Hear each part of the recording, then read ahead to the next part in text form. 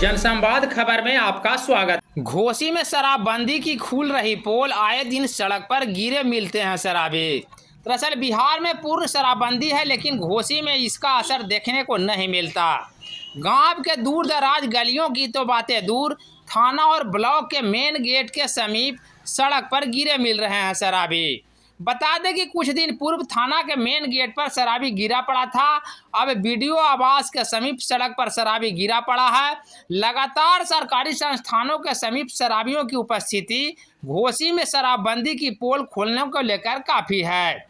इस सिलसिले में सड़क से गुजर रहे लोगों से बात की गई तो लोगों का बताना है कि घोसी में शराबबंदी नहीं है, यह केवल सरकारी दस्तावेजों में मौजूद है, धरातल पर इसका कोई असर नहीं है। आपके पीछे जो सड़क किनारे आदमी गिरा है, क्या लगता है काहे गिरा हुआ है? गिरा हुआ है। शराब पी के गिरा हुआ है। कितना देर से है? तो हम बता सकते हैं कि पहले में तो यहाँ से थाना मात्र लगता है 100 गज। थाना इस पर ध्यान नहीं देता है। नहीं देता है। नहीं देता है।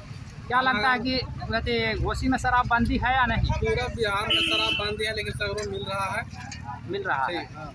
इसको आप मानते हैं? हाँ, मानते हैं शराब खोलना चाहिए। खुलना चाहिए। क्या नाम हुआ आपका? मेरा नाम गुंजन हो। घर घर मेरा चरुई हुआ। ठीक है।